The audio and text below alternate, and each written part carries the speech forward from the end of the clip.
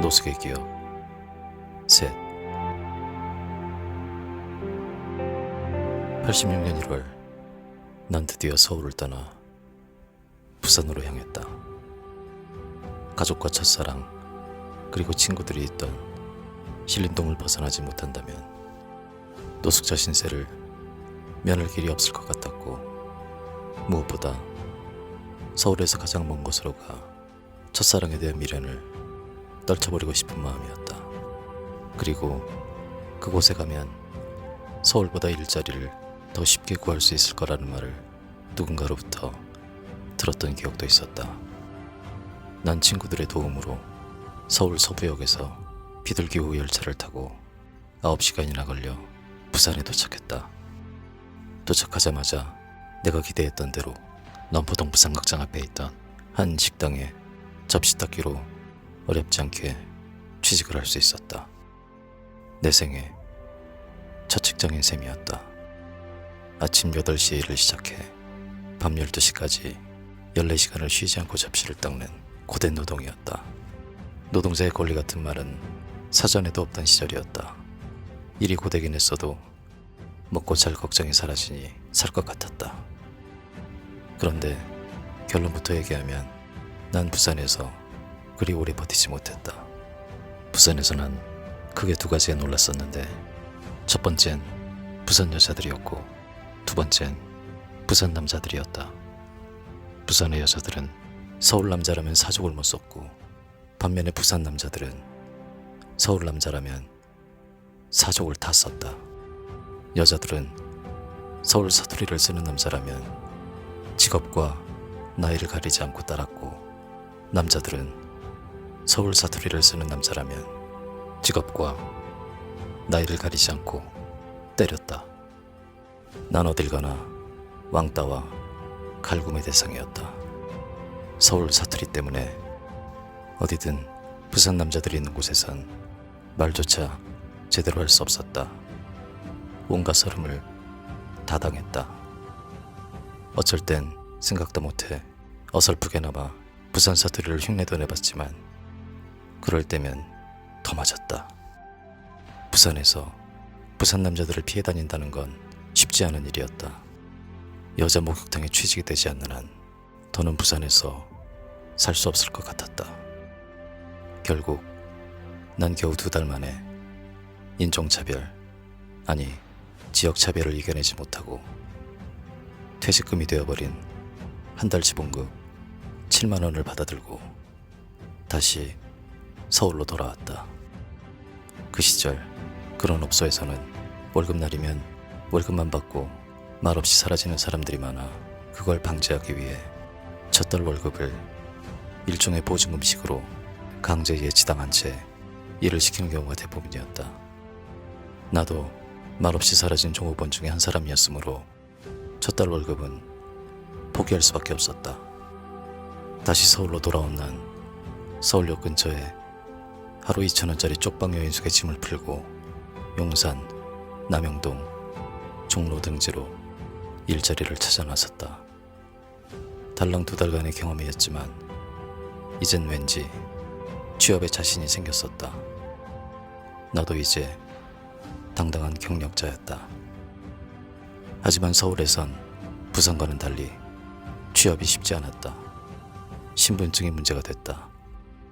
일손이 딸려 취업 조건이 상대적으로 까다롭지 않았던 부산과는 달랐다. 주민등록증도 없던 미성년자인 나를 아무도 받아주지 않았다. 결국 한 달이 다 되어가도록 취직도 못한 채 아끼고 아껴 쓰던 퇴직금 7만 원이 바닥나자 난 다시 거리로 나올 수밖에 없었다.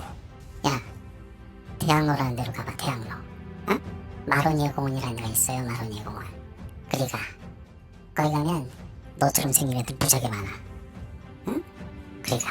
제발. 또다시 막막한 심정으로 길을 걷던 어느 날 길에서 우연히 만난 중학교 동창생 한 명이 내게 한 말이 생각났다. 난 그 친구의 말이 무슨 말인지 잘 몰랐었지만 물어 종로고가 대학로 옆 마로니에 공원이라는 데를 찾아갔다. 대학로는 처음 가보는 곳이었다. 신림동하곤 어딘지 많이 달라 보였다. 공원은 생각보다 작고 평범해 보였다. 하지만 보람의 공원에 비하면 왠지 아늑하고 운치 있게 느껴졌다. 난 공원 한쪽 구석 벤치 하나를 차지하고 앉았다. 그리고 얼마간의 시간이 흐른 후 난 동창생이 한 말이 무슨 말인지 거기 가면 금세 알아챌 수 있었다. 너처럼 생긴 애들 무지하게 많아. 집을 떠나 혼자 거리를 떠돈 지 어느덧 8개월. 흐르는 시간에 내 모습은 많이도 변해 있었다.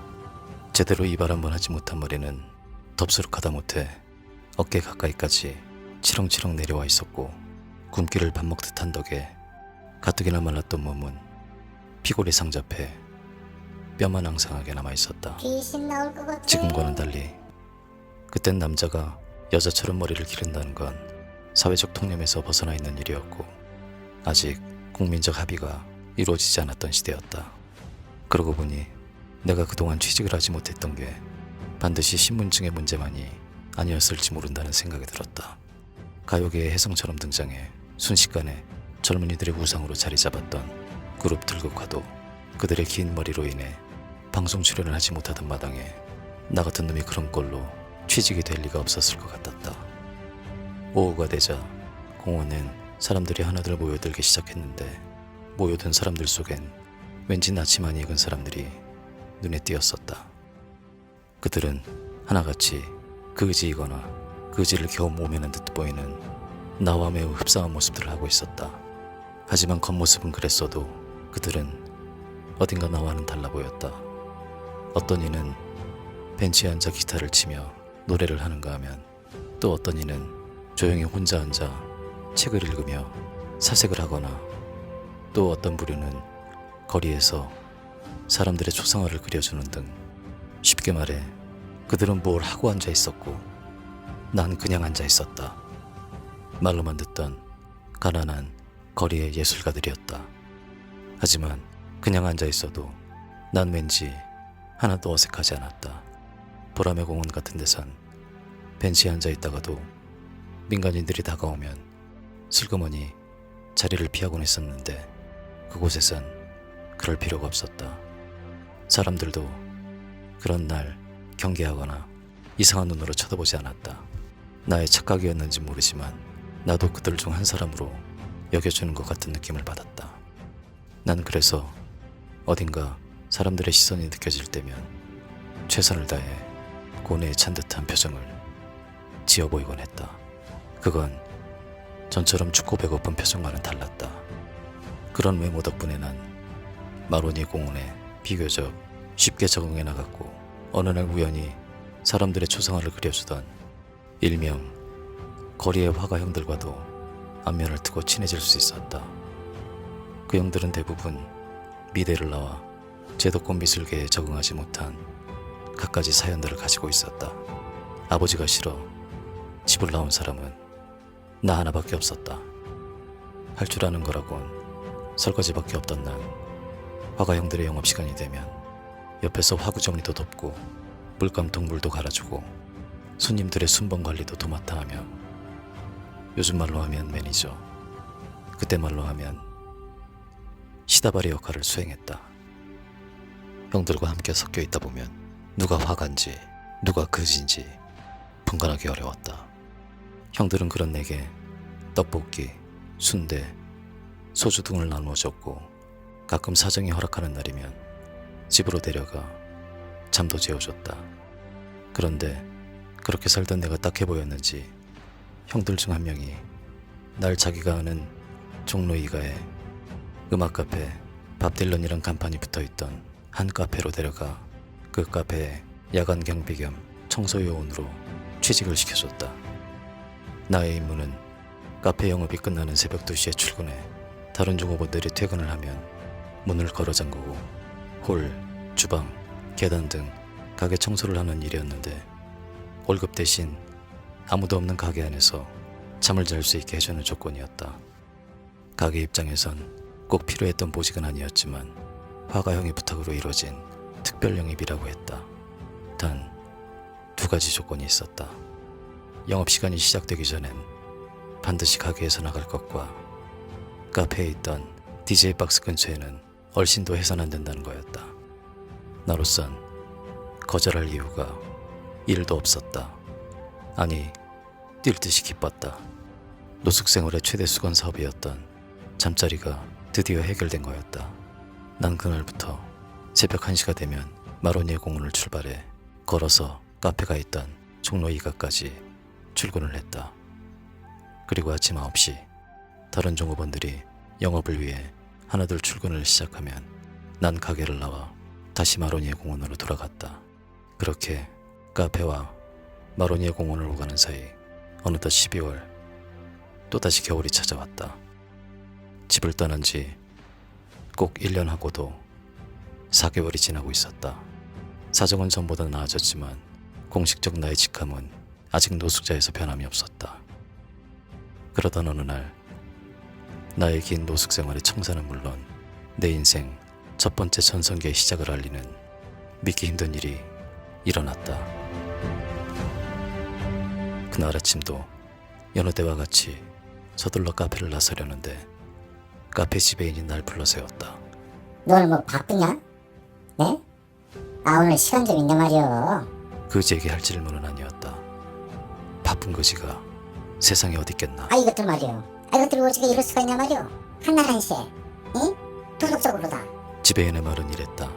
카페에서 칵테일과 커피를 만드는 바텐더와 바텐더 보조가 갑자기 한날 1시에 일을 그만두는 바람에 새로운 직원을 다시 구했는데 새로 올 직원들이 다음날 올 예정이었으므로 궁여지책으로 자신이 하루 동안 바텐더 역할을 맡게 됐다고 내게 설명하며 나에게 하루 동안 설거지를 돕는 일일 바텐 보조 역할을 맡아달라고 했다.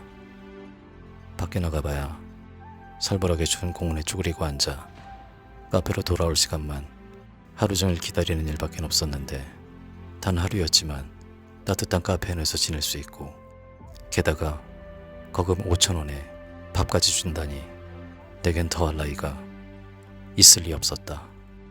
그리고 설거지는 내가 유일하게 자신 있게 할 수 있는 분야이기도 했다.